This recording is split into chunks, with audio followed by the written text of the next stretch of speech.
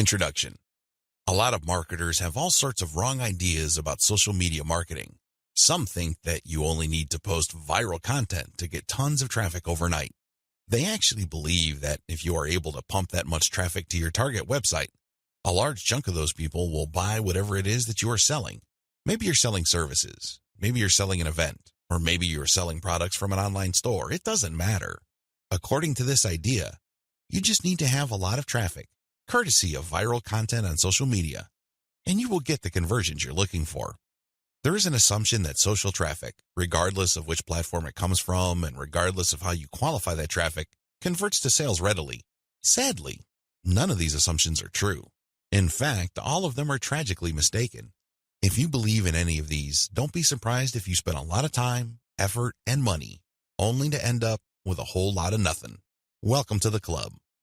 Effective social media marketing can be reduced to one metaphor. Master this metaphor, and you probably will make money on autopilot with social media traffic. Screw up this metaphor or remain clueless to it, and you'll continue to struggle. You'll continue to believe that social media traffic can easily be generated through viral content. You might keep running after that unicorn, only to get tired and frustrated. It doesn't have to be this way. You just have to have the right metaphor or the right conceptual model to make social media marketing work for you. Best of all, you can make it work on autopilot. You probably have heard all sorts of set it and forget it systems. You probably bought at least one of these products. Well, they're definitely on the right track as far as their label. Social media marketing can be automated. It can be mastered to the point where it can produce income after you've set it. But getting there is another matter entirely, and that's the price people have to pay. And unfortunately, most people are not willing to pay that. They're excited about shortcuts, but they're not willing to take the stairs to get to the top. At the back of their minds, they're thinking that there has to be some sort of elevator. There is no shortcut. You have to work with this metaphor. And what am I getting at? Well, the secret to effective social media marketing is an inverted pyramid. It looks like a funnel. That is the metaphor you should have in your mind when thinking of ways to get traffic from social networks and social media platforms and turning that into cold, hard cash in your bank account. I need you to keep this idea of an inverted pyramid in your mind. It should have a wide base at the top. The top of that pyramid is heavy visibility. It has to be there. You need to be visible on the 4 major social media platforms. I'm talking about Facebook, Twitter, YouTube, and Pinterest. Taken together, the traffic volume you can get from these 4 platforms is mind-blowing. They can potentially pump a tremendous amount of traffic, but that's just part of the equation. That's just the top of the funnel. Potentially, you can push a lot of traffic from the top. That's how wide the top of the funnel is. This training will focus on these 4 platforms, but you can pretty much use the tips that I'm going to share with you and modify them to market on other platforms since many of these principles easily apply. You might need to modify them a little bit. For example, if you were thinking of marketing on Instagram, a lot of the things that I will teach you about Facebook, Twitter, YouTube, and Pinterest can be tweaked to work well on the Instagram platform. Now that you have a clear idea of the heavy visibility that you can achieve with social media, keep in mind that visibility does not mean traffic or clicks to your site. This is a myth. The visibility that I'm talking about means visibility on those platforms. When people share your content within those platforms, you can enjoy a tremendous reach within such platforms. But this does not automatically mean that when you share content on Facebook, people who see your link on the materials shared by their friends would automatically click them. Get the idea out of your head that raw visibility, or as Facebook terms it, reach, automatically translates to traffic. It doesn't work that way. Instead, you need to start with heavy content visibility on each platform. People must see your stuff there. You must achieve a wide enough reach. People may not necessarily click on through to your site, but that's secondary. At this point, you just want your brand to be visible. You just want people to become familiar with your brand. So what's the big deal about visibility anyway? You may be thinking, since visibility doesn't mean actual visitors to your website, what good is it? Think about it this way. When was the last time you saw an ad for the first time and automatically clicked it? If you're like most other people, you probably would want to see the ad show up a few times for you to become familiar with it. You might glance at it from time to time. You might read the description from time to time. But after enough showings, you might seriously think of clicking through. The same applies to your content on social media platforms. Don't expect that just because you come up with catchy titles and nice attention-grabbing graphics that this is enough for you to expect a tremendous amount of clicks to your website. It doesn't work that way. People have to be comfortable enough. Your content has to become familiar enough for them to click on it. When audience members click on the content you share through your social media accounts, they get a chance to like your page, follow your Twitter feed, pin your posts, or subscribe to your YouTube channel.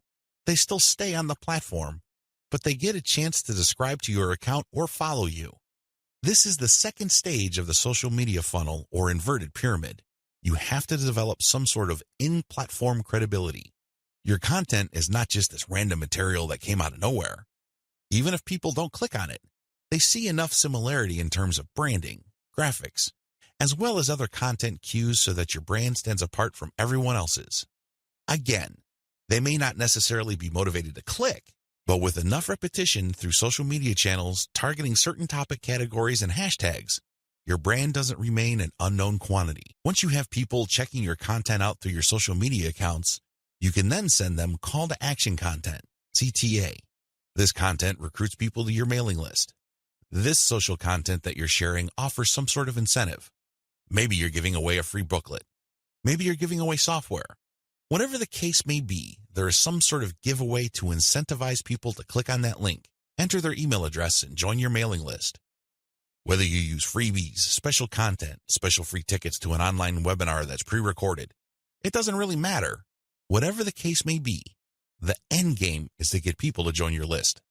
The end game? When you look at the funnel, the end game is to get people to that narrow end of the funnel.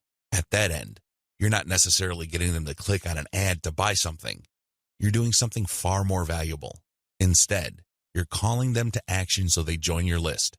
You are converting your social media reach, meaning the top end of the funnel, to list membership, which is at the very narrow point at the bottom of the inverted pyramid. This is where the magic happens. Once people join your list because you have successfully incentivized them to enter their email on your squeeze page, you get a tremendous opportunity to build a long-term sales relationship. That's really the best way to describe it, because when people give you their email addresses, what they're really telling you is that they trust you enough to want to have a business relationship with you. This means you should not abuse that relationship. You should not send them garbage. You should not send them spam. And by spam, I'm talking about material that is not related to the topic of your list. Stay on message, because if you're able to do this, you would have a tremendous opportunity to shape the conversation and continue to sell and convert your list, not just once, not just twice, but over the long haul. There are many successful list marketers who make 7 figures every single year, and all they have is a mailing list. It all depends on how you build that list, who's on that list, and what you are selling on that list. Regardless of how you cut it, you can turn what would otherwise be a huge amount of social media reach into a loyal list. This is the secret to effective social media marketing. You probably haven't heard this before. I wouldn't be surprised, because the vast majority of social media marketing books out there try to trick you into thinking that you just need to harvest all this traffic from social media so people can click like monkeys on the ads on your website. Maybe that worked when Facebook first launched nationally. It definitely doesn't work today. Sadly, this is where too many marketers fail. They screw this up. Now that you know the secret, here's some bad news. This is precisely the point where too many marketers screw up. When they're sending social media content, they promote their squeeze page directly. Although the squeeze page gives away freebies and incentivizes people to sign up, this is too much too soon. And, not surprisingly, a lot of these marketers burn through a lot of exposure just to get people to their list. Worse yet, when these people join their mailing list, they're completely unprepared. They don't know what to expect. They're not properly conditioned. A lot of them are not even fully qualified to become list members. So what do? They end up doing a whole lot of nothing. This is actually the worst kind of list member. It's much better to just have a very tiny list, because if you have a huge list and almost everybody doesn't do anything to put money in your pockets, you're going to be paying for those list squatters month after month. Alternatively, you might attract list bouncers. These are people who join your list just to get whatever premium you're offering, download it, and then promptly unsubscribe. They have effectively bounced from your list. Effective social media marketing. Effective social media marketing means using your social media traffic and highly effective content shared on social media to build successful relationships. Your email list is going to be the platform you will use to convert the relationships made possible through all that social media traffic. You're essentially creating highly targeted mailing lists using content shared on targeted channels on social media. This is the secret to effective modern social media marketing. What social media marketing is and what it isn't. There's a lot of misconceptions regarding what social media marketing actually is. In fact, when you come across people who call themselves social media marketing consultants or practitioners, chances are very high that they will give you different definitions. Part of this is due to the fact that there are many different points of emphasis when it comes to social media marketing. Some people focus on the content. Others pay more attention to the network that the content is going to be addressed to. Others give more of their focus to social engagement. Naturally, to the layperson, social media marketing is a big question mark. I understand if you're confused at this point. In fact, you may be so confused that you try to simplify things in your head and end up focusing on how to get as much traffic for as little effort as possible. That is precisely how a lot of online entrepreneurs and marketers approach social media marketing. Sadly, that is a one-way ticket to failure or disappointment. It's not just going to work out sooner or later. With any kind of project, you have to have the right definition. Otherwise, you're making things harder on yourself. Depending on the definition you go with, you might have all sorts of expectations. And if these outcomes do not come to pass, your resolve and your motivation levels start to suffer. You have to work with the right definition. A winning definition. With all of the above said, what is social media marketing for our present purposes? Well, since this training uses list marketing as its main vehicle for converting social media reach into cold, hard cash, social media marketing is all about content-based audience relationship building. Let me repeat that. Social media marketing is all about content-based audience relationship building. You need to use content in a strategic way. You need to speak to certain audiences and build a relationship with them. This relationship is not this broad word that makes people feel good, but ultimately doesn't mean much of anything. Instead, this relationship has a tangible form. And I am, of course, talking about your mailing list. Once you get people on your mailing list, that's when the fun begins. Everything else is just a workup or a preliminary prior to that point. You need to get people on your list. Social media marketing is going to be your primary vehicle to get people to your list. Everything has to revolve around that list. And this must shape, inform, and guide your social media actions. Managing your expectations. A content-based audience relationship approach to social media marketing sets different expectations compared to other ways of defining this type of marketing. When you read the typical social media marketing book, for example, How to Dominate Twitter, the focus is on traffic. Unfortunately, if that is your main goal, you end up with a the more the better mindset and you feel really depressed at the end of the day because the traffic doesn't come. Even if it does, there's not going to be enough of it. You have set yourself up to fail. When you use a content-based audience relationship building approach to social media marketing, your focus is on getting the right content in front of the right eyeballs to build the right levels of trust. This is a long-term game. It is definitely a marathon, not a sprint. Since that is your expectation coming in, you position yourself for a long-term victory. You're not going to be the typical failed social media marketer who jumps into the game with both feet, only to find out that the traffic simply isn't there. So what do? That's right, they quit. Manage your expectations by focusing on the right definition and you will be okay. The worst thing you can do right now is to sabotage any chance of future success by defining the problem the wrong way and filling your mind with all the wrong expectations. Social media marketing can build brands if. Now that we've defined social media marketing, the next step is to focus on the end result of this content-based audience relationship building approach. If you do everything right, you walk away with a brand. And let me tell you, that is the best asset you will ever have. Now, in terms of real-world traffic, you may get a low to moderate level of traffic, but if you build a solid brand, that traffic is all you need. That is qualified traffic. These are not random people just blindly clicking on links out of curiosity. These are people who are actually interested in whatever it is you are trying to sell. They want to truly learn more. They want to build a relationship with you because they want to know what you're about, like what you have to offer, and eventually trust whatever it is you are pushing. These are real people. And this is only possible if you build a solid brand. You have to deliver solid value.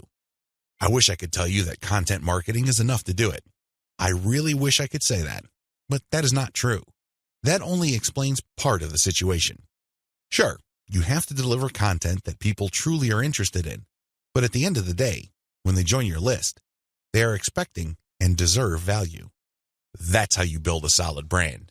When people join your list, they will quickly find out that they did not waste their time because you send high-quality updates that actually add value to their lives. Social media marketing can explode the rate at which brands are formed.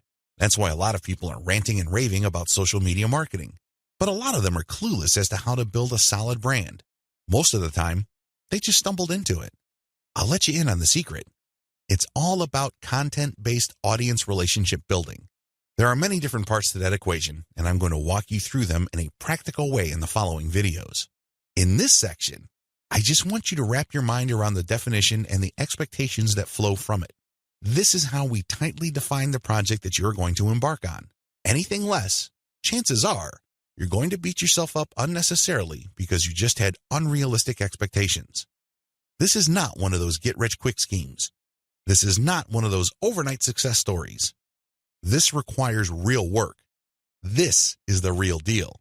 Are you ready for the journey? Great. Let's get on to video 2. 8 reasons why you need to do social media marketing. Just to be sure, if you are in any way, shape, or form unclear as to the value of social media marketing, here are just 8 reasons why it needs to be part of your comprehensive online marketing plan. Maybe your current plan puts more emphasis on search engine marketing. Maybe you're currently focused on outreach. Those are all well and good. But to really round things out and add a lot more value to your current online marketing campaign, social media marketing has to be part of the equation. It doesn't have to take center stage. It doesn't have to be your overarching priority, but it has to be a part of the total mix. Here are just 8 of the thousands of reasons why your company, regardless of its size, needs to do social media marketing. Reason number 1, social media's huge direct and viral reach. If you build a solid page on Facebook, you develop a direct reach. This means that a certain percentage of people who like your page will see your updates. While it is true that Facebook has been reducing the organic reach of Facebook pages recently, there's a workaround to that. When people go to your page, you can instruct them to like your page and then click your page's settings to show your updates first. You might want to show a video that teaches people how to do this. You might even post an animated GIF. Whatever you do, clue people in that they can fix their settings to see your updates first. Now, for people that take the time and bother to do this, you have to offer content that is really valuable. This puts the onus on you. There has to be real value on your page for them to want to do this. But you can increase your direct reach by instructing people. On top of that, when people like your content, they can share it on their wall. Since people on Facebook have friends and their friends have friends, this can easily have an exponential effect. In fact, even if your page only has 100 likes, but these are real people with real friends, don't be surprised if one of your posts gets really viral and spreads all over the place. Social media enables you to have a large direct reach. It also provides you with a tremendous opportunity to enjoy an exponential content coverage. Reason number 2, social media is habitual. While different demographics have shown softening or weakening of social media usage on a daily, weekly, or monthly basis, this still doesn't take away from the fact that a lot of people habitually use social media. In fact, a lot of people do this the first thing in the morning. When they wake up, they go to their mobile phone or tablet and check their updates. It can easily become a habit. This gives you a tremendous opportunity to get your content and brand in front of many interested eyeballs.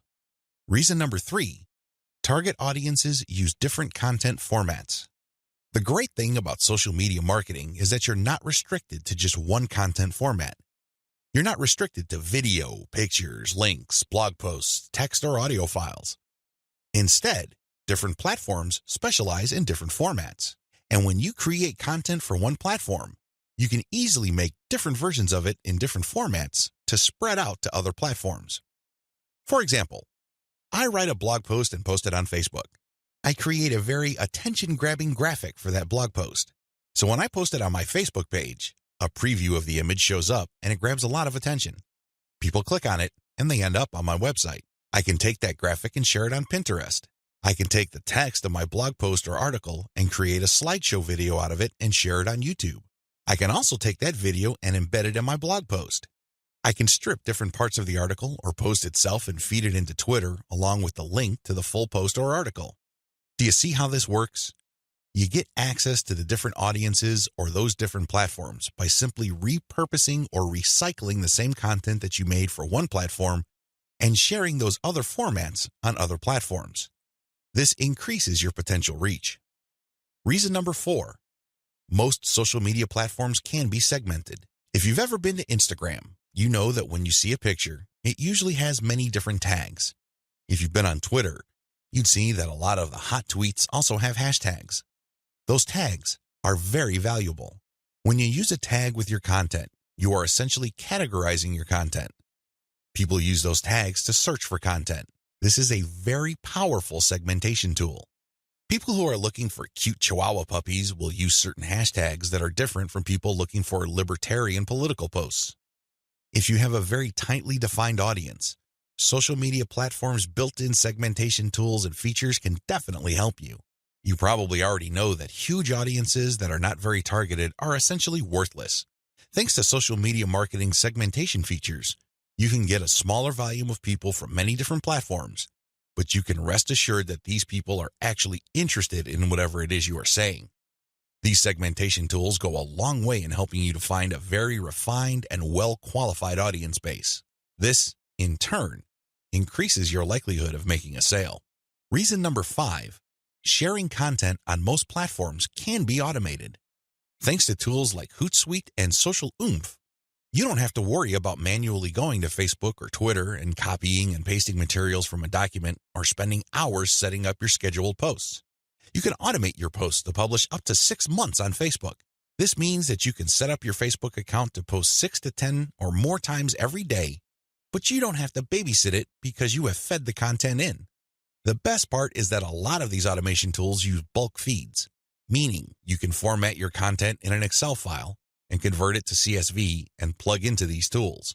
You don't have to input the materials one by one. Talk about saving a lot of time while also maximizing your reach. Reason number 6, you can run a 2-track marketing campaign using mailing lists. The heart of a content-based audience relationship marketing campaign on social media is to build a highly targeted mailing list. Now, this is not what you think. A lot of people are thinking that once they build the list, they're on their way to becoming a millionaire. Absolutely wrong. They're missing a step. When people join your mailing list, it really is a general mailing list. By general, I'm not saying that it talks about all subjects under the sun. I'm not talking about that. Instead, I'm talking about general interest in the specific topic. You really don't know yet at this point who is a buyer and who is a person who is simply looking for information and is still trying to make up their minds whether they trust you enough. You create a general list, and then eventually you try to upsell them to a buyer's list. How do you do that? Well, you sell low-cost items on your general list. You can sell a booklet for $1. It doesn't really matter what the price is. It has to be very low because what you're really trying to do here is that you're trying to give people a means to identify themselves as a buyer, and you want to make it as smooth and easy as possible. $1 is almost an afterthought to most people. They won't think that it's too painful to buy your product. But once they get to your buyer's list, you eliminate them from your general list, and now you have a pure list of buyers. That list, my friend, is a gold mine. That's where you send your money-making updates. That's where you get people to check out your case studies and get them to pay top dollar for whatever affiliate programs or original products you are pushing on your buyer's list. This is called a 2-track marketing campaign. It's extremely powerful, and it has made a lot of people rich. But you have to step away from the very common mistake of thinking that once you get a lot of people to your mailing list, you have it made. Absolutely wrong. There is another step that you need to take. Reason number 7, your brand gets natural repetition through multi-platform marketing. Assuming that all your social media accounts on all 4 major platforms look similar to each other, you get many bites at the apple. You really do. When people run into your brand on Facebook, there's a chance they might run into your brand on Twitter.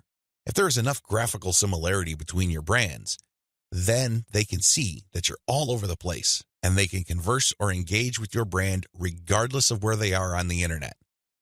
Eventually, this builds a tremendous amount of familiarity and people might become so comfortable that they join your mailing list when you call them to action. The best part of this is that it happens naturally by you simply creating accounts on all the major platforms. Your brand speaks to people who are interested in your niche, regardless of where they go. Reason number 8. Save money through content repurposing. Make no mistake about it, content generation is expensive. Even if you hire highly qualified, talented, skilled, and experienced people from countries with huge numbers of people who speak English as a second language, you can still be out thousands of dollars every year. High-quality writers from places like India, Pakistan, and the Philippines may be cheaper than American writers, but their costs still add up over time. One of the things about social media marketing that really excites me is the fact that you can create content and repurpose it into many different formats. This reduces your cost. If I hire a writer from India and pay that person $1,000 a month, I can get a fixed amount of content. At this point, I can choose to pay that person another $1,000 to get even more content, or I can take whatever content he or she produced and turn them into videos, infographics, or strip them down into questions for tweets. I can turn them into diagrams. I can take the voiceover of the video that I produced and turn it into a sound file. I can even make a slideshow of those materials. Once I have all this repurposed content, then I can share them on format-specific platforms. For example, I can share the slideshows on SlideShare. I can post the infographics on Pinterest. I can post the product shots or general product pictures on Instagram. I can post the questions on Twitter. I can also post the videos on YouTube. Best of all, I can post all the formats on Facebook. Do you see how this works? When you do this, you buy content once, repurpose it, and share it so you get a higher chance of getting traffic or visibility with that repurposed content. You're not creating content constantly. In fact, the name of the game is to produce as little content as possible, but market these high-quality pieces widely. This is how you maximize their value. The old idea of constantly publishing content just to get a few eyeballs here and there is dead. Seriously, that's a one-way ticket to the poorhouse. Your better approach would be to make that content work for you by converting it into many different formats. You then share these different formats on platforms that specialize in those formats. I hope the 8 reasons above are clear and that you are pumped up to do social media marketing right. In video 3, we're going to talk about picking a social media marketing campaign that is most likely to produce results for your type of online business. See you there. You need to modify your social media marketing campaign based on your online business type. I know this video is going to throw a lot of people off, but people need to understand this. One of the major reasons why a lot of otherwise intelligent and experienced social media marketers fail to get the results that they're looking for is the fact that they're using the wrong approach. Their approach to social media marketing and the websites they're promoting is a one-size-fits-all approach. Now, you don't need me to explain to you why that's a bad idea. It doesn't work in most areas of your life, and it definitely doesn't work when it comes to social media marketing. You can't look at this project with the mindset that as long as you pull traffic from social media platforms, then you can use the exact same method and the exact same communication tactics, regardless of the online entity or business you are promoting. Since we're using content to develop relationships on social media platforms, this one-size-fits-all approach is even more fatal. I mean, it's a bad enough idea as it is, but if you were to use a content-based campaign, it gets even worse. The reality is that different business types require different content and publishing strategies. You have to customize, modify, and tweak your particular content and publishing strategies on social media to fit the type of website you are trying to promote. Now, there are a huge number of website variations out there. In fact, there are too many. I would venture to say that the only limit really is your imagination. But if you were to categorize these different website types into 4 rough forms, they would more or less fall into the following: publishing, e-commerce or dropshipping, email lists, and traffic sales. Again, there are many variations of these, but if you were to look at the different types of businesses out there, you can pretty much reduce them to these 4 types. When you study these closely, they have different needs. They have different features that must be addressed. Otherwise, you're not going to get the results you're looking for. Unfortunately, a lot of social media marketers would try to promote a blog the exact same way they would try to promote a dropshipping or e-commerce website. Similarly, somebody who is essentially just trying to sell their social media traffic is trying to do content marketing like somebody with a blog. It doesn't work. It doesn't make any sense. The bottom line is obvious. Different strategies require different content types. You must start with the type of online entity you are promoting. Are you promoting a blog? Do you have a website that uses a lot of articles? Do people contribute content? Well, you have a publishing website. Do you have a dropshipping online store? Maybe you built it with Shopify and you use Oberlo to get products from AliExpress. When people buy stuff from your storefront, your software orders the materials from AliExpress and you keep the difference. Maybe you sell from your own inventory. It doesn't really matter. You run an e-commerce website. This is very different from a publishing business. Similarly, if you make your money through your mailing list, you can't market on social media the same way as you would if you had an online store. Again, different strategies require different content types. What do you have available? Now that I've gotten you thinking about how special your specific website target is, I need you to look at the different content types available to you. You need to think outside the box. You need to look at all the available options out there and how you can create content that is tailored to your specific type of online entity. Here are the list of content types you can use to promote different online entities, but your specific focus and specialization should weigh more heavily on certain types of content instead of others. Audio clips, slideshows, infographics, diagrams, blog links, videos. The bottom line, don't just think links. It really freaks me out. In fact, it really saddens me when I see a lot of otherwise capable social media marketers focus almost entirely on spreading their links. They think that this is the end game. Well, yes, links are important. I can see where they're coming from because when people click on a link, that's instant traffic. But you have to understand that depending on the type of target site you are promoting, you would build a tighter brand if you share different types of content. In many situations, you probably would be better off sharing more audio or infographics and diagrams than if you were sharing naked links because people are bombarded with links every single day. You have to pay your dues. You have to become familiar enough to your target audience members using these different content types for them to eventually trust you enough to click on your link. Unfortunately, a lot of people have this in reverse. They start with the links, and when they get desperate, they then use other types of content. At that point, they're a day late and a buck short. Don't do that. Instead, use the derivative content first, and then play up the links. Also, not all of these formats work with your particular style of website. I would suggest that you look at your competitors first and pay close attention to the type of content they are currently sharing. What kind of format do they use? Are they sharing mostly picture quotes? Are they focused primarily on video? Do they have a special fondness for diagrams? This is not random. This is actually telling you all you need to know about how to appeal to your target audience members. This is no time to be revolutionary and come up with something new completely out of left field. That's not going to work. There's a reason why your competitors are not doing this. At this point in the game, you should focus on what everybody else is doing and reverse engineer their formats. Once you have established a distinct brand, then you can experiment with different formats, different ways of doing things, and possibly coming up with something that is distinct to your brand. But until and unless you reach that point, you need to focus first on reverse engineering what everybody else is doing. In other words, let them do your homework.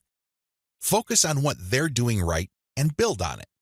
Figure out their areas for improvement and come up with a more compelling offer. Pay attention to what they're not doing. Avoid those because obviously it doesn't pay. I hope I'm being clear here. Make sure that your content types as well as your sharing strategies fit the type of business you're in. A little bit of reverse engineering can definitely go a long way. The classic way to do social media marketing and why it is a waste of your time. Before I jump into the actual meat and potatoes of this training, I need to devote some real estate to how other people are doing social media marketing. I need to do this because it's very tempting for people to engage in the same practices. I can see where they're coming from. It is easy. It's like seeing some chump change in front of you, and it's almost irresistible to fight the urge of bending over and picking up that change. But when you do that, it will throw you off. It will give you a false sense of incentive or reward, and don't be surprised if you end up giving into your worst instincts, only to walk away with less than nothing. This happens all the time because human beings, being the way they are, would always take the path of least resistance. Who can blame them? But by warning you about how this works out, it is my hope that you stay away from this and focus instead on investing your time, effort, and energy on the right way to do things. The classic approach to social media marketing. So what is the classic approach to social media marketing? Well, it's actually quite simple. Whether we're talking about Instagram, Twitter, or Facebook, you need to only follow, like, or friend people who are interested in your niche. You connect with all these people, and then after you have followed them, a lot of them would actually follow you back. For example, on Twitter, for every 100 follows, don't be surprised if maybe 20 to 30 people follow you back. Now, this is where it gets really bad. Classic social media marketers would then spam their followers. They would just send all sorts of unrelated garbage, and then they would unfollow. Do you see the pattern? Follow, get followed, spam, unfollow. I wish I could tell you that they do this sporadically, but instead, these self-professed professional marketers use all sorts of sophisticated software to do this. Up until a few years ago, this worked like a charm. This was a great way to get a lot of Twitter traffic, but not anymore. This pattern instead can get you banned. More importantly, whatever traffic you do manage to get using this tactic is not going to be any good. Why? There's no targeting. You're not pre-qualifying these people who would follow you. The only reason why they followed you in the first place is because you followed them first. Where's the selection there? Where's the targeting there? Now, you can make wild guesses, but ultimately, it's a volume game and it leads nowhere. The return on effort is not there. I'm not saying that you can't make any sales doing this technique. I'm not claiming that. But what I'm saying is that whatever rewards you get are not offset by the wasted time, effort, and energy, as well as opportunity costs involved. You're better off using a quality-based approach. Audiences are looking for quality. The bottom line to modern social media marketing is to use quality content. Your content will speak for you. Your content will do the pre-sales job regarding your brand. In other words, your content is your representative. It speaks to the values you want your brand to be associated with. The sad reality: even if the follow, get followed, spam, and unfollow technique still works for some people, the rules have changed. Social media platforms will reward or punish you based on engagement. If you want an extreme example of this, just look at Facebook. Facebook used to be a traffic goldmine. Not anymore. You need a really high level of engagement to preserve your reach on Facebook. If you get normal levels of engagement, good luck. That's how bad things are. And that's why I need to take this time to spell out why this classic social media marketing no longer works. Other failed methods. I would be remiss in my duty to educate you on failed social media marketing strategies if I don't also mention other failed techniques. First, hashtag hunting no longer works. This technique involves marketers finding hashtags that are trending. They basically would publish niche-specific content, but use unrelated or irrelevant hashtags and pair them with their content. They do this because they want to hitch a ride on the upward trend of those hashtags. They know people are searching for those hashtags. They know that these hashtag trends are hot, so they want to poach as many eyeballs as possible. Unfortunately, the traffic that you get is not going to be any good. People are looking for specific types of information, and when they see that your content is so obviously unrelated, they're not going to click through. You might even get reported. Another failed method you should stay away from is influencer spamming. There are many influencers in most all niches. If you want to see this in action, go to Facebook or Twitter. There are many specialized pages and specialized Twitter accounts. Now, constantly mentioning those influencers on your content is not going to help if your content doesn't really add any value. There has to be a reason why you are engaging with these influencers, and drawing their attention is not enough. Getting them to look at your content because you think your content is hot is a lousy idea. Instead, you should focus your engagement tagging based on what they did. For example, if an influencer was talking about recent trends in athletic shoes, then that person would be fair game for an article I post regarding the latest trends in athletic shoes and what they mean in terms of the bottom line of large footwear apparel companies. That influencer would be directly interested in what I have to say because I'm sharing content that is not only high quality, but is directly related to stuff he or she is already talking about. Do you see the specificity here? Do you see the direct link? Now, compare this with an influencer who talks only about Forex, and I tag that influencer when I'm talking about Bitcoin. That person's going to get annoyed. Do you see the difference? Finally, automated publishing with no outreach is not going to work. Basically, what you're doing is throwing spaghetti on the wall and hoping something sticks. If you're just publishing content on an automated basis on Twitter, Facebook, Pinterest, and other platforms, it's anybody's guess whether people would actually engage. You have to do some outreach. You have to draw eyeballs to your content. You have to find existing pools of highly qualified audiences and get your social media account in front of their eyeballs. Use your very best content.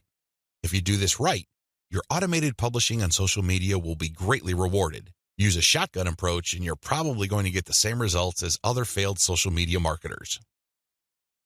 10 steps to faster and easier modern social media marketing. In this video, I'm going to give you an overview of the 10 steps I'm going to teach you in this training. This training is a product of many failed experiments. Believe me, if you've been exposed to some type of hot or groundbreaking social media marketing technique or strategy, I've been there. I've done that. This training is a product of all my experiences. I know what works and I know what doesn't. I also understand that people have different skill levels, time horizons, and project resources. I understand the limitations. I understand most people's concerns regarding social media marketing. Accordingly, I've come up with a 10-step program that appeals to most social media marketers, regardless of how small or how big their budget is, and regardless of their skill levels.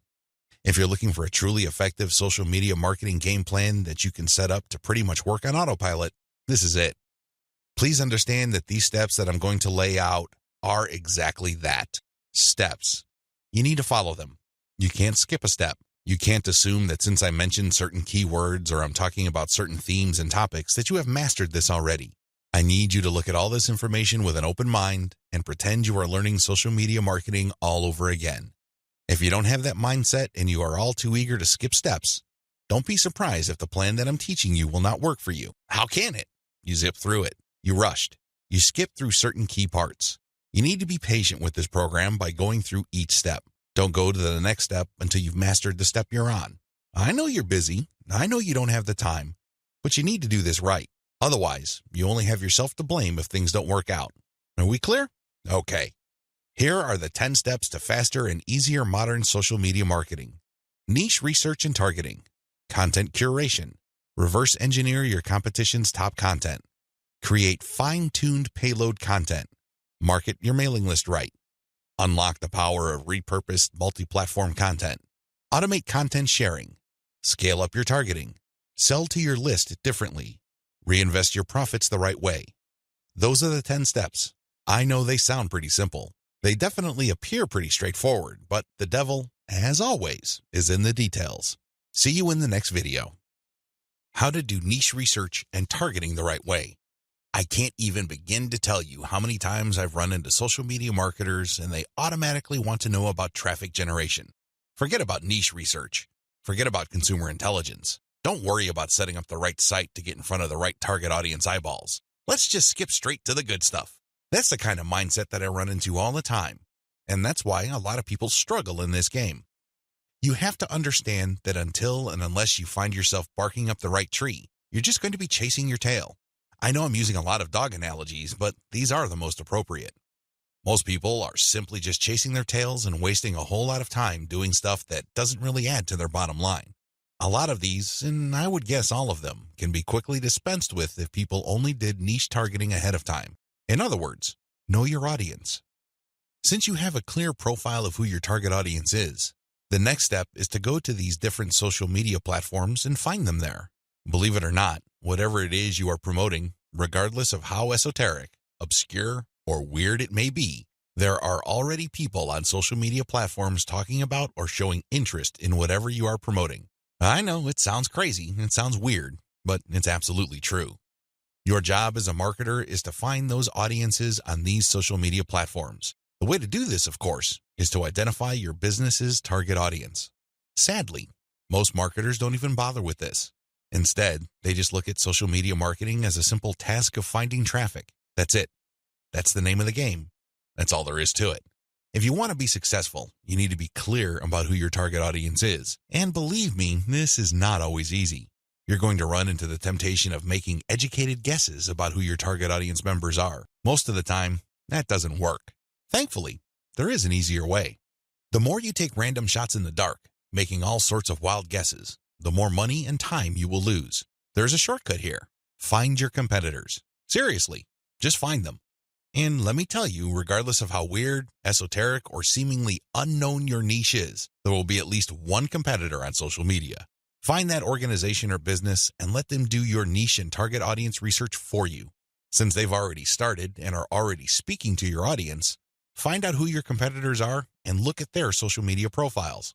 Reverse engineer who they're following. Pay attention to who they're targeting. Look at how they categorize themselves. In the most simplest terms, pay attention to the hashtags they use with their content. These clues should be enough to give you an idea of where to start. This way, you get a head start. You're not completely stuck in the dark and absolutely clueless as to what to do. Instead, you have some objective, tried and proven information you can work with. Pick your target niche. You have to remember that every business can be positioned in at least one of two ways. The bigger your niche, the more angles you would have at your disposal. You can look at different subsegments of your niche. You need to understand how this works because you might think you have a clear niche, but it may well turn out that there are many different layers or tiers to that niche. There might be different subsegments there. You should have a clear understanding of what your niche is generally and what subsegments exist within that larger niche. Again, you can reverse engineer your competitors to take a stab at this. Regardless, you need to do this. You need to get this information. Now that you have an idea of what your target niche is, go to the different platforms like YouTube, Facebook, Twitter, and Pinterest. Now, look at whether these places have sizable content areas or messaging areas like Facebook pages, groups, Google Plus communities, Twitter hashtags, Pinterest pin boards, and existing YouTube channels. Pay attention to these places and see if your niche is big enough on those different platforms. If you notice that a particular platform doesn't really feature that much content for your specific niche, this is a red flag. The demand may not be there. The audience size might not be worth your while. On the other hand, if you see there's a lot of videos regarding the topics that you're going to be hitting, this may be a good sign. But you need to do another level of analysis. Pay attention to the number of competitors you have. If there seems to be a huge number of competitors fighting over the same niche, then this is going to be a problem. But if it turns out that there's a lot of content targeting your niche, but they're only produced by a handful of people or organizations, this is an encouraging sign. Also, pay attention to how active your target audience members are. Look at the content that's being shared regarding your niche. Do you see a lot of engagement? Do people share this stuff? Is this hashtag quite prevalent? Look for these and other objective indicators of activity. When you wrap your mind around these indicators, then you should have a clear idea of whether you should target your niche at a particular platform or whether you should ignore a platform altogether. List out your niche indicators. While you're doing reverse engineering, pay attention to how your niche is indicated on platforms. These involve hashtags, categories, keyword targets, labeling patterns, and tags. Use these to do the analysis I described above. Again, in any niche, there are sub-niches. So your goal here is to find a sub-niche or a way of positioning your content so you don't run into a ridiculous amount of competition. You're still tapping into a sizable pool of demand, but you're not making things impossible for yourself by running headlong into well-entrenched professional competition. You will probably need to keep experimenting with different sub-niches until you find one that is promising enough. Content curation, your secret social media marketing weapon.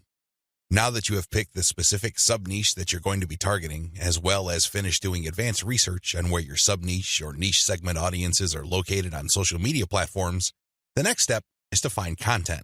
I've got some good news and some bad news. The good news is that you stand to save a lot of money.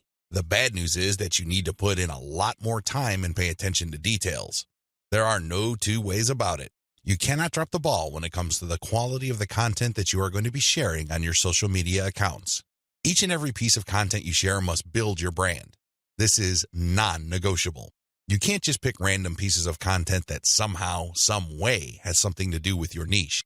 That's not going to help you get the right eyeballs. That's not going to help you establish the kind of credibility and authority you need to eventually convert highly specific and qualified traffic from social media into cold, hard cash. What is content curation? As I mentioned above, you stand to save a lot of money with content curation. This should be obvious. After all, you're not going to be using the content that you yourself created. Content curation is all about picking other people's content and sharing those materials on your social media accounts. This creates a win-win situation. Since you're sharing links and descriptions of such content, the creator of that content gets free traffic. You, on the other hand, get to build up your credibility because people are rewarded for following your accounts with highly targeted, highly specific, value-added content. Everybody wins. The user wins, you win, and of course, the original content creator comes out ahead. This is how it's supposed to work.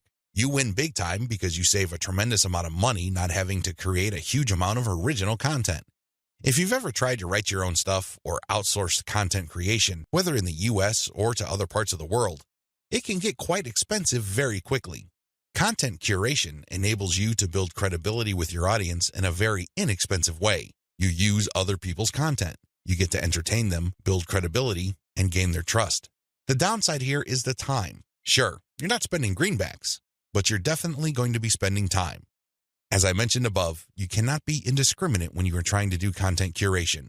Whatever goodwill you have built up for your brand will go up in smoke if people catch on to the fact that you are just randomly curating and spreading low-quality content that may have something to do with your niche. That's not going to cut it, not by a long shot.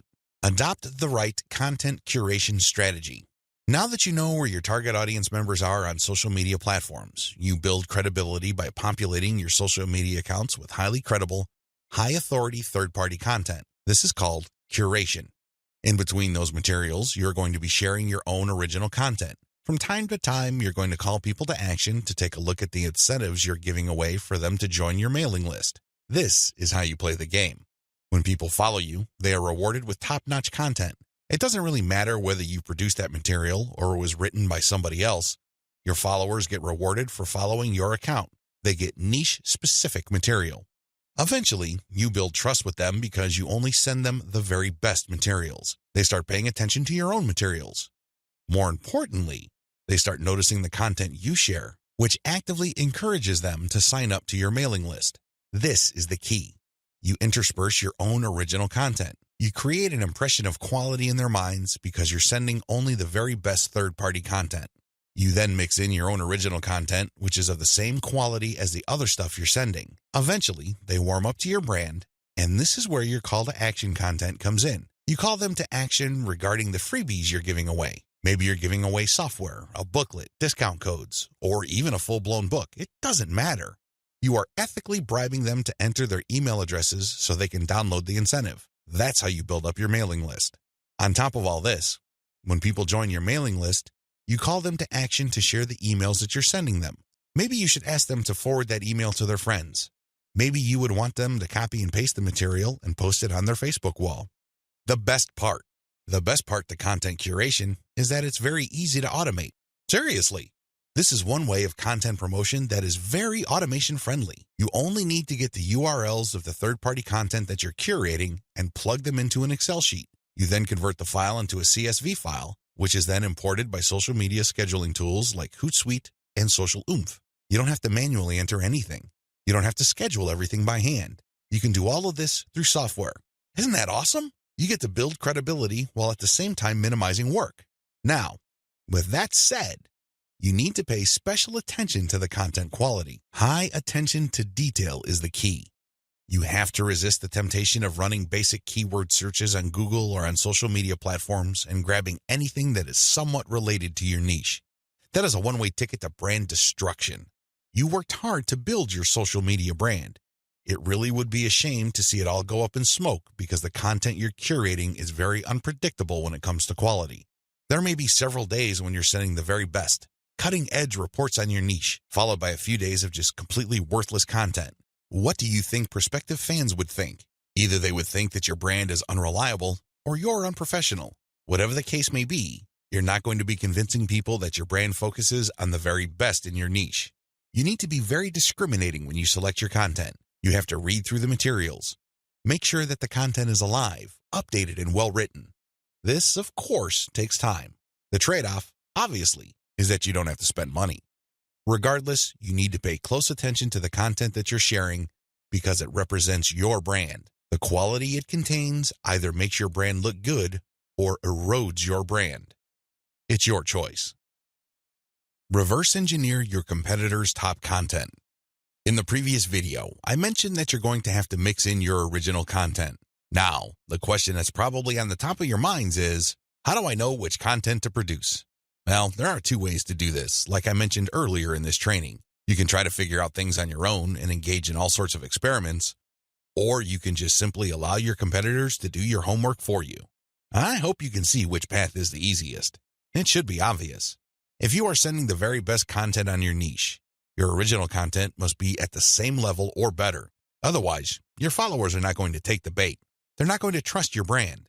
They appreciate the fact that you're collecting all this information, and they're probably going to stick around and follow your social media accounts. However, you can't count on them to do much of anything else. There's really no incentive for them to join your mailing list. Why should they? Your content is not that great. They only need to compare the kind of original content you produce with the other top-notch third-party stuff you're sharing to see your weakness. Do you see the problem here? You have to produce top content if you want your brand to be credible. Thankfully, this is easier than you think. Simply reverse engineer your competitors. Look at their most successful stuff. How do you know? Look at the social media indicators of their content. How many likes does their top content get? How many shares? Is there any other indicator that shows that this content actually has traction? Maybe you should pay attention to the number of comments for that content. Maybe you would want to run a backlink checker on a piece of content and see how many other blogs or websites link to that piece of content. This is how you measure the overall success of any single piece of content so you can use it as a template, if you will, for your own content. I'm not saying that you should rip it off. Instead, I'm encouraging you to use it as a starting point and come up with something so much better. Focus on what works. When you look at your competitors' most social pieces of content, you are basing your own original content on themes and topics that actually work. They have traction with your target audience members. You're not wasting money or time taking wild guesses. This is one of the most common mistakes social media marketers make. They think that they have the best ideas regarding hot content in their niche, so they come up with all sorts of content that they think is just plain awesome, only to fall flat on their faces. I'm telling you, for every 100 pieces of those types of original content, maybe 10 would gain any sort of respectable traction in your niche. It's too expensive, and it burns too much time. Thankfully, there is a better way. You just need to reverse engineer your competitors' most successful content. Use that as a starting point. You can adjust them. You can modify them. You can come up with your own variations. But at least you get a head start. At least you're in the ballpark when you start off. You're not just taking random shots in the dark. Learn from your own success. After you have started curating and mixing in your original content, pay attention to your statistics. They should tell you which of your content gets the most love. If you notice that a handful of your curated third-party content gets a lot of retweets, shares on Facebook, or any other indication of social media engagement, pay close attention to those pieces of content. At some level or another, they struck a nerve. They caught your audience members' attention in a very positive way. Find these successful curated pieces of content and create original versions of them. Similarly, if you have many different original pieces of content, only a handful of them will be really successful. Pay attention to those. Find them. Once you've identified them, create more of them. Focus on the same themes and present similar information the same way. The key here is to focus on what works and expand it and grow it. Ditch the stuff that failed. Build on your strengths. Create derivative, cross-platform variations of your most successful content. Now that you have a clear idea of how to create content that has proven traction, don't just keep reverse engineering it. While you need to continue doing that, you also have to do something else. Create derivative or cross-platform versions. For example, one particular type of blog post does well on all your social media accounts. Identify its themes, pay attention to its patterns, and come up with another blog post. See if that works. If you achieve the same level of success, you're onto something. This is not a fluke. This is not a one-time thing. You have struck on a theme that your audience members readily enjoy. The next step is to take things to a whole other level. Instead of just cranking out yet another blog post, create videos about that theme, make specialized diagrams, produce infographics. Take these materials and share them on social media platforms that specialize in those formats. For example, for blog post URLs, share them on Twitter and Facebook. For videos, share them on YouTube. For diagrams and infographics, share them on Pinterest.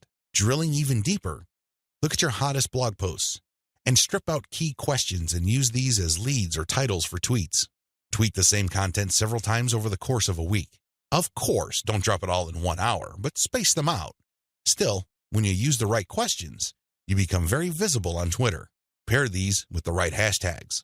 The bottom line, the great thing about content curation is you save a lot of money, but you are also positioning yourself to build on your strengths. You focus on things that you're doing right and figuring them out so that you can predictably produce successful content. Now, this is not going to happen overnight. You have to keep experimenting until you find the right themes that consistently work with your audience. Fine-tune your payload content. As I have mentioned previously, you can come up with your very own content based primarily on the social signals of the top-notch third-party materials you are curating. Put simply, when you are going through your research, you will keep coming across certain pieces of content which get a lot of engagement on social media. These are all the objective indicators you need to understand that you are looking at high-quality, high-demand content. At that point, you can come up with your own version of that content. You can use it as a template, so to speak. Another approach would be to just do curation first. You just take all the high-quality third-party content with great social signals and put them all on auto-publish on your social media accounts.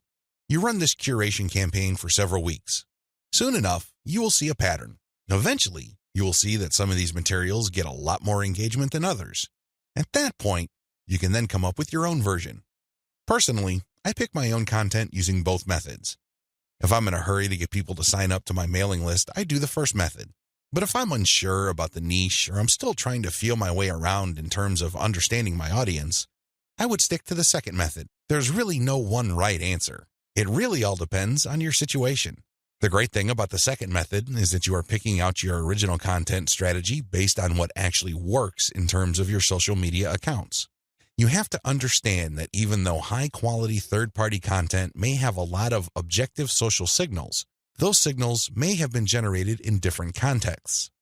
Maybe the original publisher was doing something that you may not be doing. Do you see how this works? Still, you can definitely do the first method if you're in a hurry. But if you have some time to spare, you might want to try the second method. Do curation first, let it run, and then pay attention to your statistics. You should be able to see a pattern. In fact, based on my experience, content that tends to do well often falls within a narrow range of themes.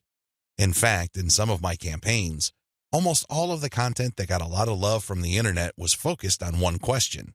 That's how focused your audience's needs may be. You should pay a lot of attention to the following. Look at the engagement of the content and the click-through. A lot of social media marketers drop the ball at this point. They think that it's all about engagement. I'm telling you, regardless of how many likes, shares, or comments a piece of content gets, if people don't click through, those engagement signals are not worth much. Remember that at the end of the day, you want traffic. That's the whole reason why you're doing this in the first place. Getting caught up in how many shares, likes, or comments you get is not going to do you any good. You have to always pay attention to the click-through. There has to be some sort of ratio between total engagement and click-through. The higher the ratio of the click-through, the more attention you should devote to a piece of content. Study high click-through and high engagement content closely. Now that you have identified curated content that performs well, the next step is to analyze them with a fine-tooth comb. Ask yourself, what problems are people interested in when they read this piece of content? How are these pieces of content positioned or presented? Do they use some sort of emotional headline? Do they use subheadings that ask questions? Do they drag the person along, or do they just lay out the information dead center? Pay attention to cosmetic issues. People do judge a book by its cover, and blog posts and articles are no different. How are these materials formatted? Do they have big pictures? Do they have header pictures? Do they use diagrams? What are they doing exactly? Once you've answered all these questions and you're comfortable with the answers you got, the next step is to create your own content specification sheet. This is going to be your template. Now, make sure that you're not just basing it on one successful piece of content. That third-party content might be a fluke. The company behind it might just have gotten lucky, and for some reason, that piece of content went viral. That's not going to help you. You have to base your template on the success of many different pieces of curated content. This way, you can be more confident of the fact that even if you barely comply with all the specifications, you would at least get some decent and positive results. Using the information above, Create payload content. Now that you have gotten your template together, you need to create your own high-quality, high-engagement original content. This content is going to be used to sell people on your mailing list. When they read this content, they're supposed to get excited about joining your mailing list. This is content that is most likely to be credible and most likely to be shared. Are you excited? Well, don't get too excited. A lot of people jump in with both feet and they end up sabotaging themselves because the payload content they create looks like an advertisement. That's obvious spam. Nobody's going to trust you with that. You're obviously trying to pull tricks and play games. That's not going to work. Instead, the content must be informative. Think of it as an infomercial. You're selling something, that much is obvious. But people have to walk away with solid value. You have to walk that tightrope. There's a thin line between shoving stuff down people's throats and providing solid value without asking for anything in return. You have to come up with a decent compromise between the two. The bottom line is, whatever you do, the content you produce must be valuable. It must add value to the lives of people reading your materials. That's how you build credibility. That's how you get people to get excited about your mailing list. Remember, your list is supposed to add value to their lives. It's going to be very hard to give that impression when the content that you share is worthless. I hope you can see that. I'll see you in the next video. Market your list right. Now that you have figured out your payload content, the next step is to understand what kind of giveaway you're going to have to use to get people to sign up for your mailing list. In an ideal world, people can see the value you bring to the table. They only need to look at the content you share as well as the crucial information they get from your premium content. They see this premium content and they see what you're about, what you have to offer, and why it's such a good idea to sign up to your mailing list. Unfortunately, things don't work out that way. Even if you have the very best blog posts and articles on your website, people still need a push to sign up to your mailing list. This is where incentives come in. You're going to offer free, high-quality premium content, but you're going to repackage it in a way that people would appreciate. Maybe you put in a book. Maybe you come up with some sort of cheat sheet or resource sheet. Or perhaps you can strip it all down into a booklet or even convert it into software form. Whatever the case may be, this premium free giveaway content is going to act as an incentive for people to join your mailing list. They get a copy of whatever it is you are giving away for free in exchange for their email. I call this an ethical bribe. You're bribing people to sign up to your list. Normally, they wouldn't. Only a very few people would take the time and bother to sign up for your list, regardless of how awesome your blog posts and articles are. That's just the reality. Finding out what to use as an incentive. I hope you can see the logic behind giving away freebies so people can sign up to your mailing list. People need a push. People need some sort of extra sweetener to get the deal going. They need something extra to get them off the fence and onto your mailing list. Now, the next step is to figure out what kind of incentive to give away so people would join your mailing list. The good news is, you don't have to start from scratch. You don't have to take wild guesses. You don't have to take shots in the dark. When you pay attention to your top-performing original content, you should have all of the information you need to come up with a compelling incentive.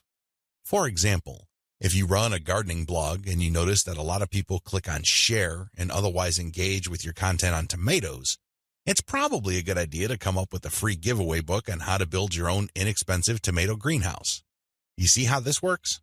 Pay attention to your best-performing original content. Look at the questions they answer and look at the questions they fail to answer. This way, you can use your popular content as a launching area for your incentive content. You let your readers know that if they need more information, and they will because the content that they're enjoying or missing certain items, they should click on this link. That link, of course, is your squeeze page. The squeeze page advertises your giveaway and lists out the reasons why people would want to download that giveaway. It's pretty straightforward. You're just offering premium content that your other freely available content is already pointing to. They're pointing to that content because they don't contain that material. They do a good job of building credibility and authority. They do a great job adding value to the lives of your readers, but it's also obvious that there are certain parts that are missing. For those extra materials, they have to sign up. It's absolutely free. It doesn't cost them a dime, but they need to sign up to your mailing list. This is how you set up your mailing list. It has to be closely tied to your premium content. Coming up with incentives or freebies that look like they came out of left field because they're unrelated to whatever it is you're currently doing is not a good idea. Chances are quite good that you're going to fail. When you come up with incentive content that is directly related to the materials you're already sharing, you create a feeling of value. There's also a feeling of exclusivity. After people have seen your content and have become aware of what you are and what your brand is about, you let them in on a special premium. This is a special deal that other people who haven't accessed your brand have no idea about. Position all your original content to push your mailing list first. To play up the value of your incentive content, you first have to promote the value of the mailing list. I know this sounds counterintuitive, but if you think about it, it makes all the sense in the world because, in reality, it's the mailing list they're signing up for. The freebie that you're giving away is just a bribe. It's intended to get people to enter their email address and nothing more. If you were to use all your original content to play up the fact that people can get this additional content, don't be surprised if people sign up to your list and quickly unsubscribe because they really don't care about your list. Again, you're walking a tightrope here. On the one hand, you want people to get excited about the premium you're giving away for free in exchange for their email address. On the other hand, you want people to see the value that they would get by being members of your mailing list. This is how you should play it. All your original content should push your mailing list first. I'm not saying that you should not tie it into the incentive, but your original content should highlight the fact that when people join your mailing list, they will continue to get valuable information. This is the key, because when you use your tried and proven content to push mailing list membership, people are less likely to join your list and immediately unsubscribe. They are aware of the value that the list can possibly bring to their lives. You then play up the premium content as part of the membership. In other words, it's an extra. It's not the main focus of the list. Keep the list separate from the premiums you use to get people to sign up to your list. I hope this is clear because you want to play up the list first, but it must be obvious that you are using the premium content, whether it's a free book, a booklet, a cheat sheet, some sort of pre-recorded video, or something else, as a means to get people to make a decision. That's the bottom line. You want the incentive to push people to make a decision to join your list, but all your original content, and your website by extension, should push the reader to see the value of being a list member. A lot of social media marketers completely blow this.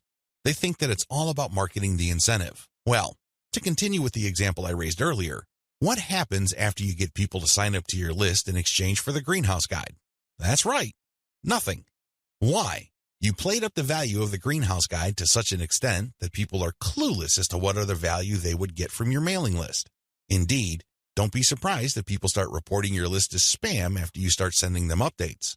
They were so focused on getting the free book that the updates from your mailing list completely took them by surprise. This happens all the time because of faulty messaging on your blog or website. You cannot afford to play the game this way. You worked hard to pull all this social media traffic to your site. You spent a tremendous amount of time, effort, and resources to build a solid brand. Unfortunately, you're dropping the ball if you market your mailing list this way. You must sell the list first, but the incentive must be used to push people to make a decision. This is the proper order of priority. Anything else will fail. Set up your squeeze page for maximum social appeal. As I mentioned earlier, you should use your content to push your mailing list. You should use your content to upsell your squeeze page. But this doesn't mean that you can get away with badly designed squeeze pages. It's not going to cut it. Your squeeze page must be well designed. After all, this page is a specialized recruitment page. When people get on this page, you have to make the case as to why they should join your list, and not just for the incentive. While the incentive takes a big chunk of the real estate of a squeeze page, you should be clear about the fact that people are signing up to your list. With that said, you have to make your case. Why should people bother with your updates? Why should people stay on your mailing list? What kind of value would they get? Remember, people are always asking what's in it for me. Your squeeze page must answer that question effectively, clearly, and powerfully. Your squeeze page must be well designed enough to be able to make that connection, while at the same time, it must be easy to market on social media. Maybe you should have a graphic on your squeeze page that can be easily posted on Pinterest. Maybe you should have a video on your squeeze page that can be easily shared on YouTube. There are many ways you can go with this. What's crucial is that your squeeze page must be social media ready. At the same time, it should also do a good job of recruiting people. Set up the right confirmation page. When people join your list, thank them and make them feel welcome. You also have to clue them in regarding the content they should expect to receive. Make them feel that they just did the right thing. Make them feel that they solved a major problem. Not only do they get access to the digital freebie you're giving away, but they're also going to be receiving valuable information regarding a particular topic that they have problems with. This is how you sell the list. Simply hyping up and over-promoting the premium is not going to help you convert social media traffic into cash. That's just not going to happen. You have to sell the list. You have to build trust in the list. Unlock the power of repurposed content. I've already described this in an earlier video, but this topic is so important it deserves its own standalone video. When you create original content for your blog or website, you already know that this content has some sort of traction in your niche. You already know that there is a significant amount of demand for this particular type of content. Not only did you base your decision on the social signals of your reverse-engineered competitors' content, but you're also picking out content choices based on your own statistics. In other words, you're basing your best content on tried and proven material. You're not taking shots in the dark. You're not taking wild guesses. You're not crossing your fingers and hoping that something sticks. Instead, you have based your decision on what actually works. Congratulations! But you shouldn't stop there. Once you have noticed that this content really performs based on the amount of clicks as well as the social media engagement it gets, the next step is to repurpose that content, turn them into other types of content, and reshare them on platforms that specialize in those content types. For example, if your blog post is getting a lot of retweets and clicks, you might want to strip the blog post into questions. This isn't all that hard because if you look at any type of content, it consists of answers to questions. The questions may not be obvious. The questions may not be plainly stated, but the content is meant to address certain concerns. These concerns can be reworded into questions. Strip your most powerful and best performing content into a series of questions. Each question then is linked to the article or blog post that answers it. Tweet these and pair them with niche-specific hashtags. By using automation tools, you can rotate different questions that essentially promote the same piece of content. Since you're rotating hashtags, there's a high chance that different people looking for different segments of your niche would become aware of your tweet and possibly click through. Another thing you can do is turn your article into slideshows. Each article brings to mind many different mental images. Come up with different pictures for each of the topics raised by your article and create a simple slideshow using PowerPoint. Share these PowerPoint presentations on SlideShare. You can also use other tools to create a video from your slideshows. Once you've created these videos, you can obviously share them on YouTube. Alternatively, you can look through the issues you raised in your blog post and turn them into infographics. Infographics are essentially stripped-down graphical forms of articles or blog posts. They focus on the most important points you raised and make them easier to understand by the viewer by converting them into pictures. Share these infographics on Pinterest. Finally, you should make sure that all your blog posts or articles have a nice header picture. This way, when you load the link on Facebook, a nice preview shows up. It grabs eyeballs and people are excited to share the content.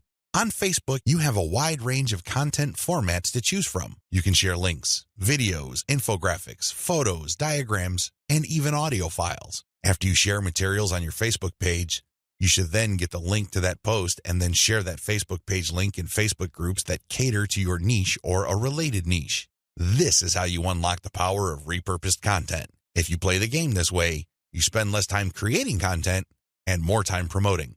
Promotion is the name of the game. You may have great content, but it's not going to do you much good if people don't even know it exists. For every hour you spend creating content, you should spend 10 hours promoting that piece of content. This is how you build up a successful mailing list. This is how you create a solid brand on social media. Start with powerful content, but create different versions and spread it on many different social media platforms. Use automatic content sharing.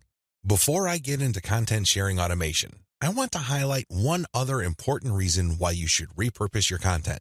If your audience members keep seeing that you talk about the same stuff over and over again, chances are you will lose them. People want to hear new stuff. People want you to explore other related needs of theirs. They don't want you to basically keep recycling the same stuff over and over again. Unfortunately, that's precisely the kind of risk you're running if you simply focus on giving people more of the same successful stuff. You know that a particular content theme works. You know it gets a lot of engagement. You know that it draws a lot of clicks. It's perfectly natural for you to want to keep recycling that same theme. Don't do it. Focus on the very best way to present that theme and stick with it. Just do it a few times, but focus more on repurposing. This way, when people get into contact with your content, they can see that you are talking about something that appeals to them, but in different formats. They are more likely to pay attention. They're more likely to click through. They're more likely to share. Keep this in mind when it comes to repurposing. Don't think that Video 11 is completely optional. It isn't. You want your social media feeds to consist of highly successful content as much as possible. It really would be a shame to figure out what works, only for you to get lazy and just focus on text content. I'm sorry to say it, but text content can only take you so far, which brings me to content sharing automation. Since you're going to be sharing a lot of content, and much of this content being third-party as well as original and repurposed content, you're probably going to have your hands full if you decide to do this manually. First of all, since you're going to be covering many different platforms and sharing different formats on those platforms, you have a lot of forms to fill out over and over again. Sure, you may have created an account, one for each of those platforms, but submitting to those places requires you to fill in forms. Posting on Facebook involves form filling. Now, if you really don't have that much content to share, this should be barely manageable. But if you're looking to maximize your visibility by publishing on your social media accounts several times a day, you need to automate. Unfortunately, simply plugging in information into content publishing tools is not going to do you much good. You have to know when to publish. Believe it or not, the vast majority of your target audience members check their Facebook, Twitter, Pinterest, and YouTube accounts within a certain block of time every single day. Post outside of that block of time and you miss the eyeballs of the vast majority of your audience members. Sounds good so far, right? Well, here's the problem. Different audiences have different time preferences. How would you know? This is where experimentation comes in. First, you're going to have to share your content randomly at different times of the day. As much as possible, share content every hour. Set your content automation tools to publish every hour. Let this run for about a week or two. After the experimental period is over, check your stats. Facebook Insights, for example, will tell you when most of your page fans checked out your content. Armed with this information, you should set up your automated software to publish your content in a cluster to fit those optimal times. For example, in the experimental stage, you're publishing one piece of content every hour. That's 24 pieces of content spread out over a full 24 hours. After you checked Facebook Insight, it turned out that 80% of your content views actually take place between 8 a.m. and 5 p.m. You then take those 24 posts and compress them within that 8 a.m. to 5 p.m. window. This is how you publish in clusters. Forget time blocks outside of that time frame. This way, you maximize your chances of the right eyeballs seeing your content. Special notes for Twitter. If you're going to be publishing on Twitter, republish your content many times during the day at the most optimal time frame. Facebook Insight already told you that your content is being viewed within a specific time frame. Chances are your Twitter fans have the same social media viewing habits. Stick to that time frame. Now, here's the secret. Set up your automated content publishing tools to tweet out your best content many times during that time frame, but you also have to rotate different hashtags. This way, you can reach different people looking for hashtags that are related to different subsegments of your niche. Special notes for Facebook. When publishing to your Facebook page, don't hesitate to publish original content that you have published before. Try to avoid publishing only once. Instead, you should sandwich or schedule this republished successful content in between high-quality, curated content. This way, people get more exposure to your best content. Once they click through, you get yet another chance to recruit them to your mailing list. Remember, when you share high-quality third-party content, you're not getting the traffic. You're building credibility, but you're not getting potential list members to your squeeze page. That's just not happening. When you share your own original content, you get a chance to recruit them to your squeeze page. Keep this distinction in mind. This is the reason why you should republish your most successful content by interspersing it with top-rated, curated content. Scale up your targeting. When you're publishing on Facebook and Twitter, you can use hashtags. This is definitely true with Instagram. Regardless of the platform you're on, make sure you play around with how you categorize or tag your content.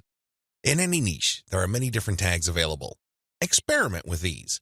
See which tags get the most attention from the social media platform you're sharing a piece of content on. Of course, you're not going to find the magical combination of hashtags overnight. That's not going to happen. This is one of those things that you're going to have to find out by doing it over a long period of time. Still, when you run these experiments, a pattern should emerge. Sooner or later, you would discover that certain hashtags produce a lot more results than others. They draw a lot more eyeballs. They get a lot more attention. Most importantly, they get a lot more engagement. Stick with those. Experiment with tagging niche-focused influencers. When you're doing research on hashtags on Twitter, for example, you would be able to find influencers that specialize in those hashtags.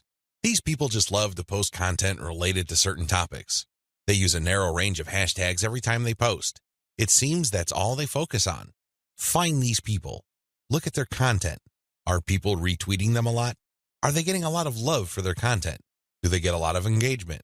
Are people responding via Twitter? It should be fairly easy to see which accounts are influential in your niche and which aren't.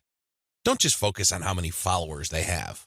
Instead, look at the total amount of engagement they get, and also pay attention to the ratio of followers they have to the number of accounts they follow. For example, if I find Mike Smith to be a big poster in my niche because it seems that he just seems to rotate among the 10 hashtags that are most relevant to my niche, I look at his followers in relation to the number of accounts he's following. If he's only following one person, yet he's being followed by 15,000 people, Mike Smith might be an influential person. I say that he might be because I'm also going to have a look at the engagement levels of his posts. Are his posts getting a lot of retweets? Are a lot of people responding? Are a lot of people clicking the heart icon? If his content has these factors, then his account is probably worth following. Most importantly, you should tag influential people on Twitter when you post. You use your most powerful hashtags and you mention them in your post. This can help you get on their radar. These people would be put on notice that you are also sharing content that is similar to the stuff that they are interested in. If they check out your stuff and they like what they see, don't be surprised if they share your content with their following. Engage with them. Let them know about your questions or suggestions. In fact, you should engage with them so much that you can possibly create a relationship where they would publish your guest posts if they're bloggers, or discuss whatever it is you're doing on their social media platforms. At the very least, when you partner with them, they become part of your content distribution network. In fact, a lot of them can even get you interviewed on influential blogs in your niche. Don't think that influencer engagement is simply restricted to tagging people. That's just the beginning. That's actually the tip of the iceberg. They can do so much more for you. You just have to continuously engage them and be social. This doesn't mean that you have to kiss their butt. This doesn't mean that your stock response to all of their posts is amazing post or great post, I love it. That's not going to work. That's not going to push the ball far enough. You have to actually engage. And oftentimes, this might seem like you're criticizing them. This might seem that you are offering a negative view, but you need to get their attention. You need to bring home the point that you actually know your stuff and that you are also credible in the same niche space. That's how you get them to take you seriously. That's the kind of engagement that builds respect. Otherwise, you're just going to look like another member of the choir. They really don't have any incentive to interview you or post your guest content. Why should they? You're not really sharing any information or suggesting any points of view that are different or distinctive. Experiment with paid traffic. Only after you have spent a lot of time drumming up free traffic from social media marketing should you even think of buying traffic. I know this sounds a bit extreme, but it's the absolute truth. Why? Well, in the beginning, you don't know when your target audience members will be reading your content. In the beginning, you don't know what their demographic breakdown looks like. How many males compared to females are in your audience pool? Do males or females like certain types of content that you share? What are their age ranges? Where are they located? I hope you see the big picture here. You have to use free traffic to do initial audience intelligence. Once you've gotten all these important insights, you can then start paying for Facebook ads and other platforms' ads. If you start any earlier than this point, you probably would end up wasting your money. Study your statistics first. Pay close attention to audience patterns. Take out ads based on these patterns. Sell to your list differently. At this point, you have turned social media traffic into list members. Congratulate yourself. You've managed to do something the vast majority of social media marketers cannot do, or, worse yet, don't even think about doing. It's quite an accomplishment. Unfortunately, even at this point, it's still too easy to drop the ball. In fact, a lot of people who have mailing lists stay with one mailing list. They think that as long as people who visit their blog sign up to their mailing list, they're good. Well, at a certain level, they're correct. A certain percentage of those list members will buy affiliate products that you promote on your list. A certain fraction of your mailing list will buy your original products. Some may even visit your online store and buy merchandise. But the problem here is that if you accept this scenario, you are settling for cents on the dollar. You really are. Don't you want to maximize the value of all your hard work, focus, and energy you invested in your venture? Wouldn't you want to maximize your return on effort? If you want to get maximum results from your mailing list, You have to sell your list differently. There are really no two ways about it. Every other approach would lead to, at best, mediocre results or, at worst, no results at all. Keep the following tips in mind. Use different content on your list. When people join your mailing list, chances are they join because they got exposed to some of your content. They already know what you talk about. They are already familiar with the quality of your content. They understand the themes that you focus on. That's why it doesn't make any sense for you to feature the same exact content on your list. Sure, you may make some changes. You might change the title. You might even switch things around. But people aren't dumb. They can see right through that. They can see that you are recycling content and feeding them stuff that they have probably seen before. Do you think this kind of practice builds confidence? Do you believe that doing things this way will build trust? Of course not. You have to use different content. What kind of content will you have to use? Well, first of all, you already know what your most popular pieces of content are. Start with these. No, I'm not talking about republishing them. I'm talking about analyzing them and seeing where the gaps are. Are there any questions that are left unanswered? Are there any questions that were raised by the answers that you gave in those popular pieces of content? These should be enough to get your mind going as to the kind of finely tuned, high-value content that you're going to be sharing on your list. Remember, your updates are the ultimate reward to your list members. Sure, you may have positioned your squeeze page to reward subscribers with a premium, but once they downloaded that premium, they really have no other incentive to keep reading your emails. Do you see how that works? So do yourself a big favor and make sure that the update content you send is the reward. That's how you get people to open your emails and read your materials over and over again. Reward them for being on your list. Don't drop your guard. Don't take it easy. Don't give in to laziness. This is your time to rise and shine. Everything else that happened before this was just a dress rehearsal. This is it. This is where the rubber meets the road, and you better perform. Use premium content.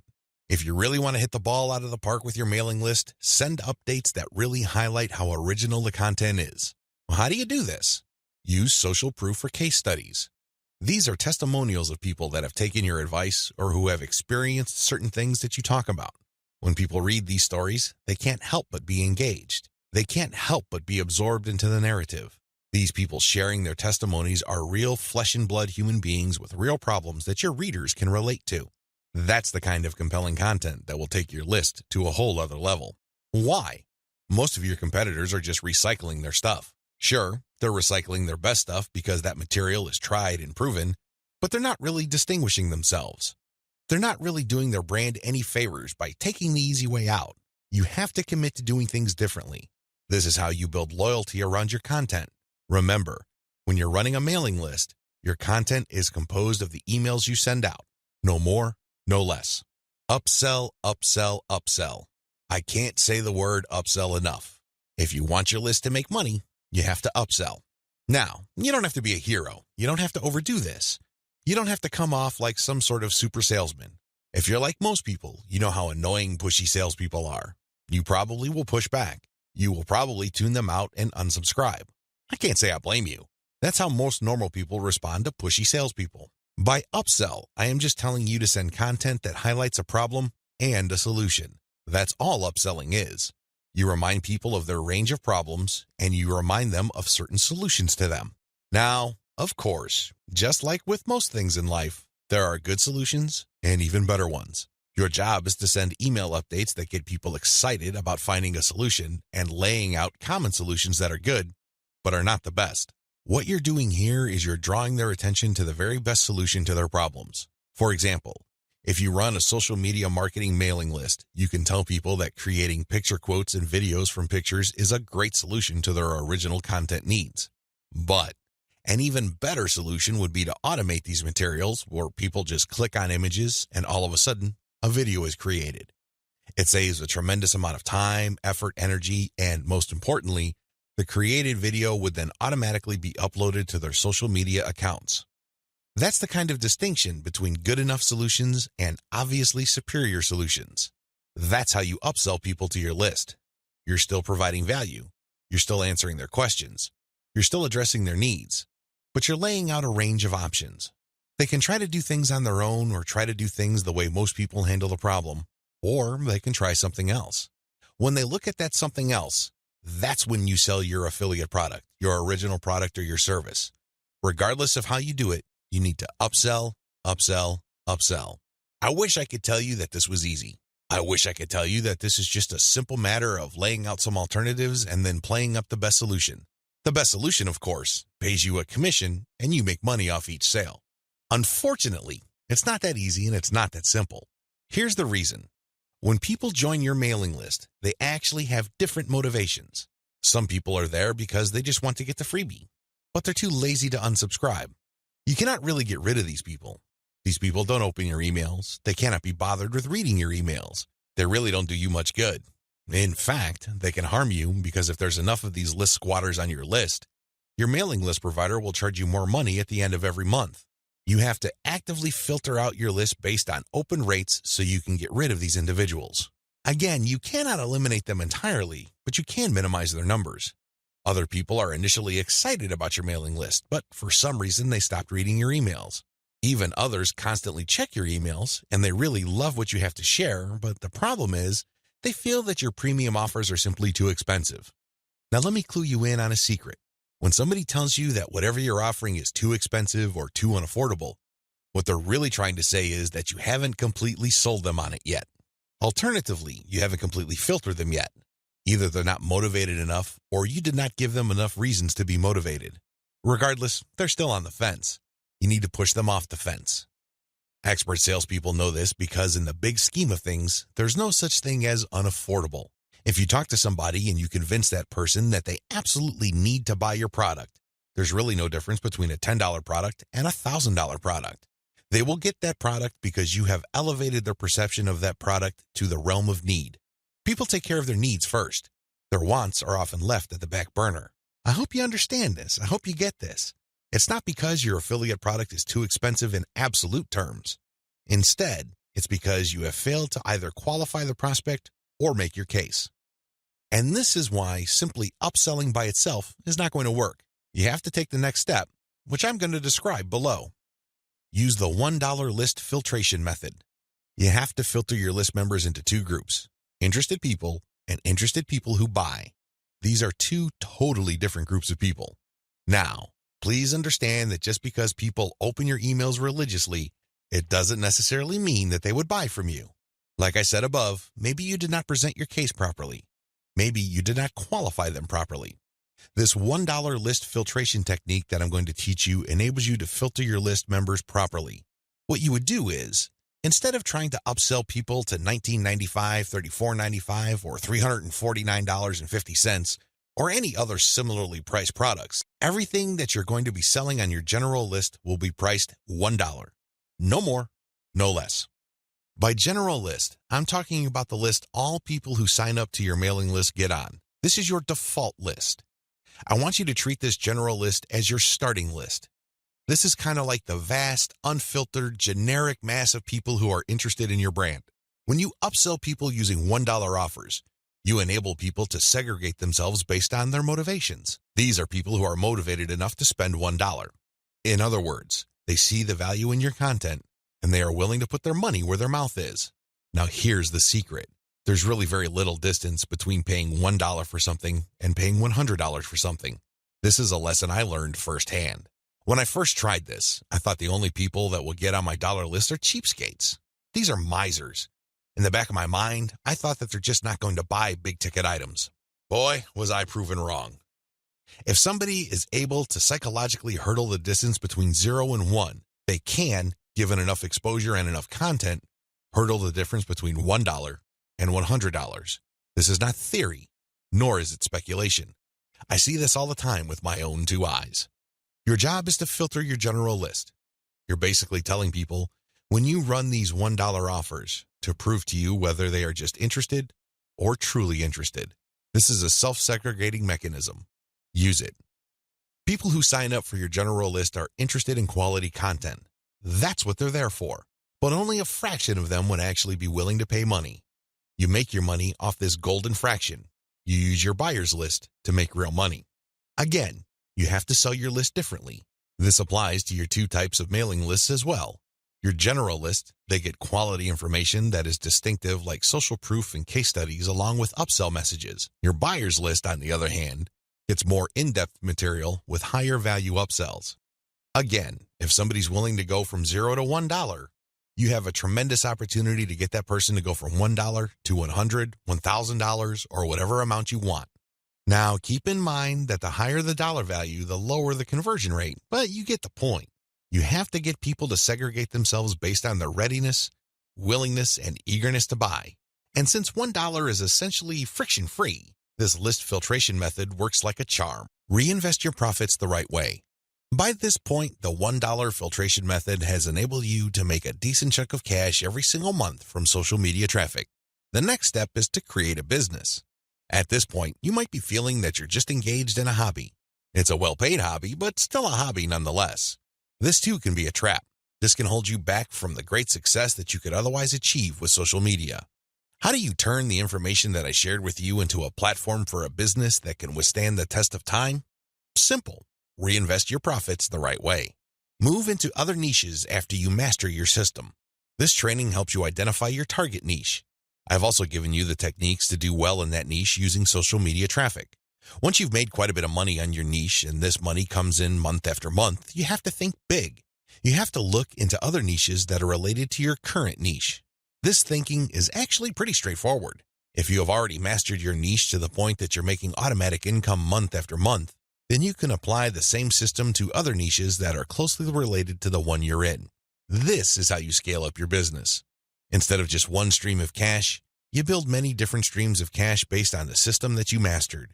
You know what hashtags to target. You know what kind of content gets eyeballs. You know how to present information on social media. You know how to promote a mailing list. These and many others form part of your system. It really would be a shame to restrict that system to just one niche. Once you've mastered those, find niches related to those and grow into these other fields. Highly successful list marketers don't just operate one list. They operate dozens, and this translates to 6, if not 7-figure incomes year after year. If they can do it, so can you. Buy more targeted traffic after you find out what works. Once you have discovered the type of content marketing strategy on Facebook that works, you can buy targeted traffic. How? Use Facebook's lookalike technology to target people who share the same interest profile as your existing audience. This is what's so awesome about Facebook. This is also what gets them into all sorts of hot water. Believe it or not, accept it or not, Facebook is spying on you the moment you log into the platform. It pays attention to what you like. It pays attention to what you comment on. It pays attention to what your friends like. And it makes all sorts of predictions regarding your behavior and your interests. Accordingly, if you like certain topics, it creates an interest profile. Facebook's lookalike audience technology enables you to find people who haven't visited your Facebook page who share the same interest profile as your current fans. Talk about an amazing technology. Take advantage of this. It enables you to show your brand in front of eyeballs who are more likely to appreciate it. Invest in more original content. You might want to invest in original content. If you're already making a decent profit from your current system, you might want to take things to the next level and add a whole lot more value to the lives of people following your brand on different social media platforms, as well as in your blog or website with original content. Now, this doesn't mean that you have to roll up your sleeves and write everything yourself. You can hire professional writers to do this. Thanks to global outsourcing, you can get high-quality original content from places like Ozkey.org without it costing you an arm and a leg. You can get high-quality content that truly engages your audiences without it killing your profit margin. Invest in more content updates. This advice really flows from the previous point I raised. If you're going to be investing in more original content, automatically you'll be investing in more content updates. You will have a lot more original materials to share. These two actions go together. Regardless, you need to step it up in terms of content updates so you can pack a lot more value. Invest in your original products. When you're started out setting up this system I teach you in this training, you probably would be focused on affiliate products. You get an affiliate from an affiliate program, you market that link on your email updates. When somebody clicks on that link and buys something, you get a commission. Pretty straightforward, very simple. Well, if you really want to make a lot of money, you have to turn your back on affiliate marketing. You really do. Instead, you have to sell your own stuff. The reason why you need to do this boils down to control. When you are selling other people's materials, you are at the mercy of their squeeze page, their landing page, and ultimately, the quality of their product. What if their product sucks? What if their sales page converts only a fraction of the people it could otherwise have converted? You lose out. That's the bottom line. If you want to maximize your control over your income, you need to invest in your own original products. Thankfully, outsourcing is always available to you. You can outsource to professional companies like Ozkey.org or other specialized content producers to help you produce high-quality original materials for cents on the dollar. Sell your own video-based membership courses. The main problem with product sales online is, by and large, you're selling the item once. Somebody clicks the buy button, they pay, they get access to the download link, and that's the end of the story. They already have the product. They can enjoy it, they can throw it away, they can do whatever they want with it. But the transaction only took place once. Wouldn't it be awesome if people keep sending you money every month? Wouldn't it be great if you get recurring income? Well, that's exactly what you can enjoy when you sell your own video-based membership courses. For example, if you have a gardening blog, you can set up a video-based course where you teach people the ins and outs of garden cultivation. Every single month, each member's PayPal account or credit card account is billed a certain amount. You don't have to lift a finger. And this goes month after month after month until they cancel. The best part? You shot the videos once, yet you make money off them month after month. How awesome is that? This is called passive income. And the great thing about this is that you don't have to stick with video. It can be any kind of membership. Maybe you can give them access to pictures. Maybe you can give them access to files or even software. It doesn't matter. What they're paying for is the right to download that material month after month. This is the key. Recurring income should be your ultimate goal. This is how you maximize your effort. You're putting in less work while getting more money out of the system.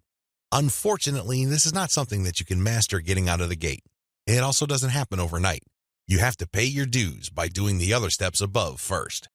Conclusion. Social media marketing confuses a lot of people. It definitely leads to a lot of dead ends if you let its myths get the better of you. This training shines a light on one effective way of using social media exposure to turn social media reach into cold, hard cash in your bank account. While I'm not claiming that these steps are easy, they are doable.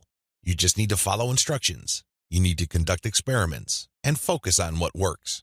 The key here is to use this information to fit your particular set of circumstances, to produce practical, actionable steps that you can use to earn a truly passive income. Don't move one step ahead until you've mastered the previous step. Now that you have all the information that you need to succeed, please understand that none of this will make you rich if you let it stay in your head. Not in a million years. You have to take action on them. You have to get that sense of urgency that you need to make this information a reality. The longer it stays in your head, the less likely your finances will change. Give yourself a deadline. Commit to a firm start date. Once that date comes, start. You don't have to be a hero. You don't have to hit a home run the first time you step up to the plate. As long as you're making a small step forward, that is good enough. Why? A small step forward is still a step forward. You have to keep doing it. You have to take step after step. It doesn't matter what side of the bed you woke up on. It doesn't matter what you're feeling. None of that matters. What matters is you stick to the plan. If you're able to commit and focus, you will succeed. I wish you nothing but the greatest success. Thank you for watching this training.